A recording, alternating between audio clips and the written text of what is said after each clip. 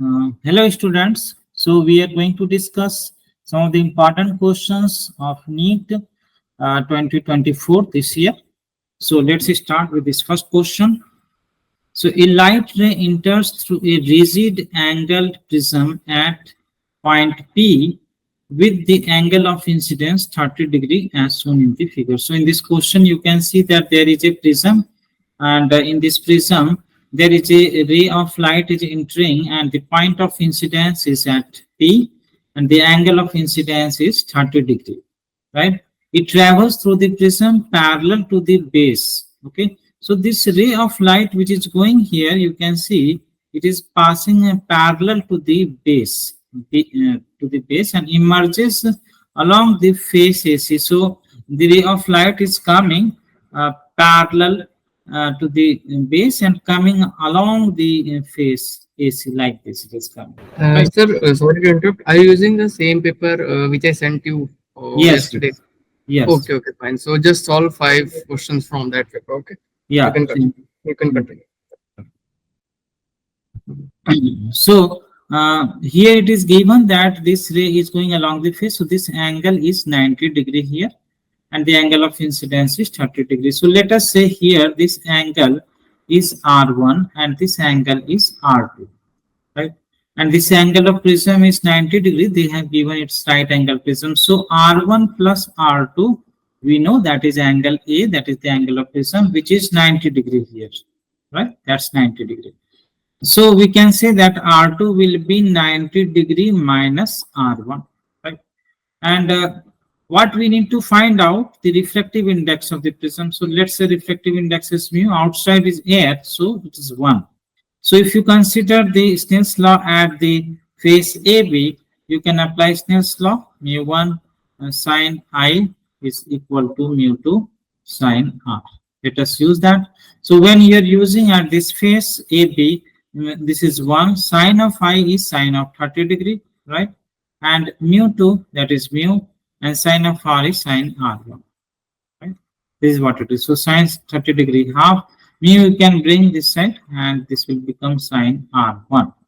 Okay, let's say this is first equation. Then next what we can do is we can apply same Snell's law at the second phase AC. So if you use again, so mu, again what is that mu? So that mu is mu only in the phase AC. Then sine of R2 is equal to outside 1 sine of 90°, right? So from here sine of R2 becomes 1 by mu. And what is R2? R2 is 90 minus R1. So we'll use that as sine 90 minus R1. That becomes 1 by mu. And what is sine 90 minus theta? That becomes cos theta, right? So this is cos of R1. So this is 1 by mu. So first and second equations that we got, we can just now try to solve here. So we can square and add. So we will get sine square R1 plus sine plus cos square R1. Sine square theta plus cos square theta we can do. So we'll get 1 by 4 mu square plus 1 by mu square. So that is going to be 1, and from here take LCM 4 mu square. This is 1 plus 4. So finally we can say that mu square is equal to 5 by 4. So we get mu as root 5 by 2. So that's the answer. The answer will be root under 5 by 2. That's the answer for this question. Okay, let us move to the next question.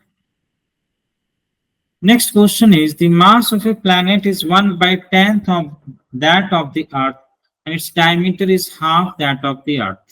The acceleration due to gravity on that planet is, we have to calculate acceleration due to gravity. Now acceleration due to gravity G is given as G capital M by R square for any planet, right, whose mass is capital M and radius of the planet is R. Now here we can directly try to solve it without doing any calculations. We can solve how? Because here they are saying that mass of the planet is 1 by 10th. So if you compare, just mass becomes 1 by 10th and radius becomes diameter become half. So diameter become half means radius also become half. So it is 1 by 2. of square. So once you calculate this, how much do you get it from here?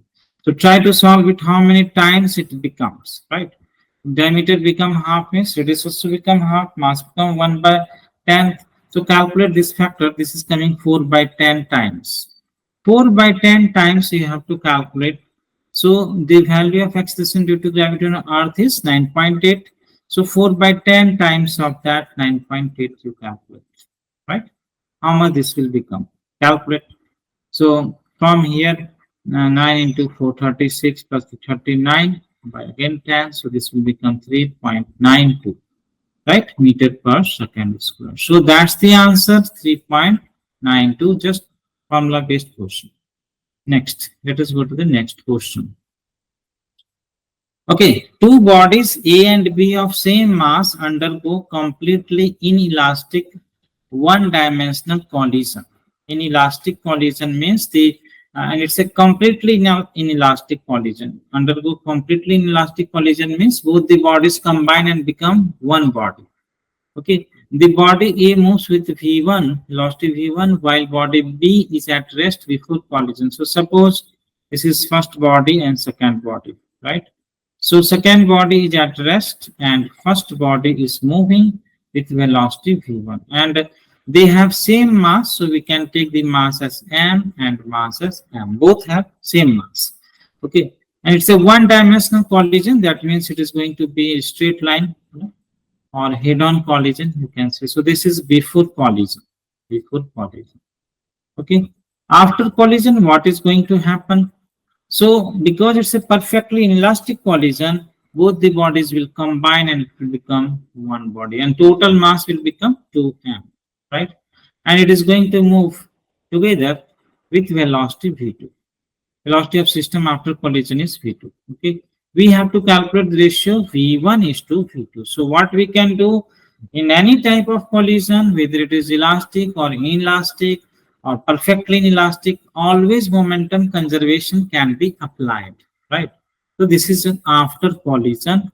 After collision, apply conservation of momentum, linear momentum conservation. Okay, so what is conservation of momentum? Applying conservation of linear momentum, conservation of linear momentum. So linear momentum means momentum system before collision and after collision. Before collision system has momentum m into v1, right? Because second body is not moving, so it has no momentum. Finally, the total mass is 2m and momentum is v2. Velocity is v2. So from here, we can calculate v1 is to v2. So v1 by v2 will become 2 is to 1, isn't it? So that's the answer, option number 2, right? So let's go to the next question.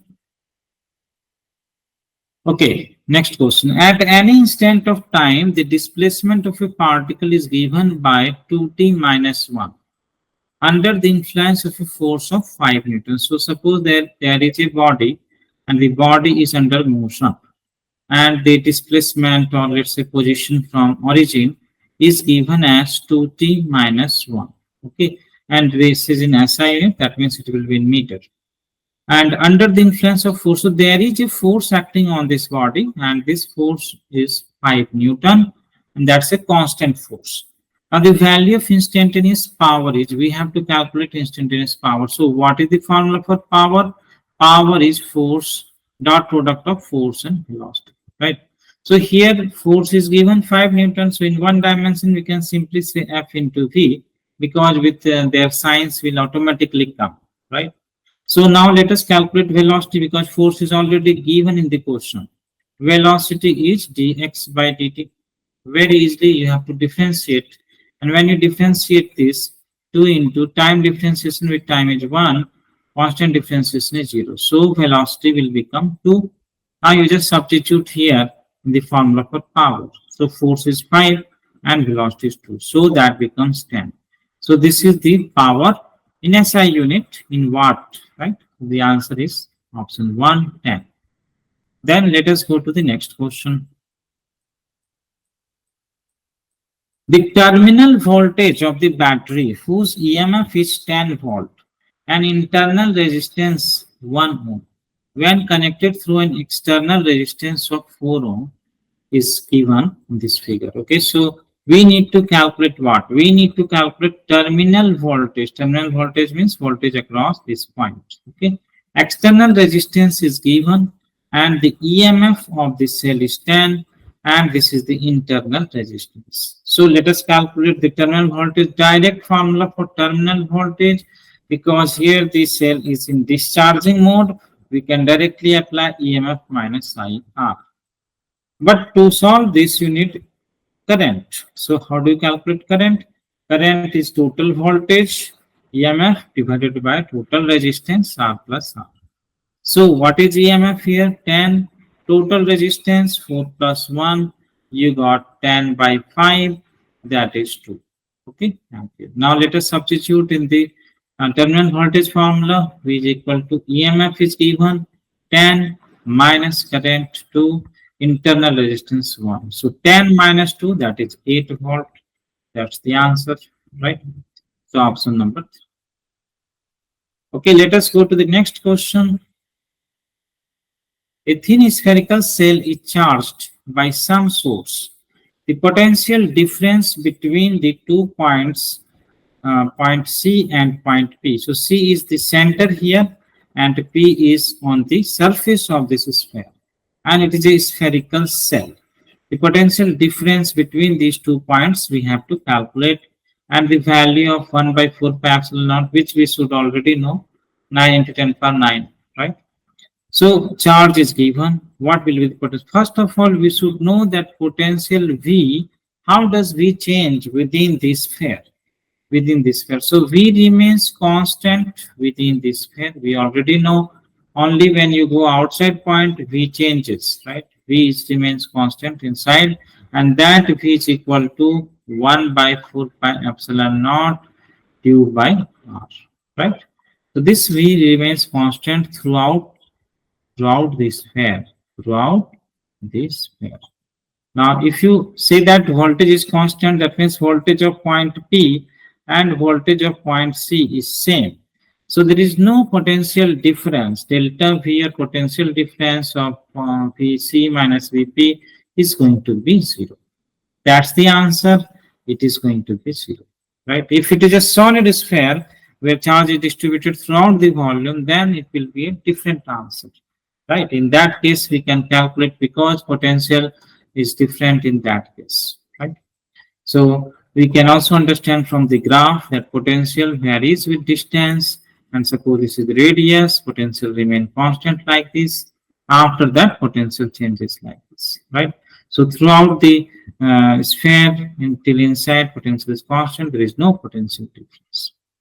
I hope all these things are clear. So thank you for your attention.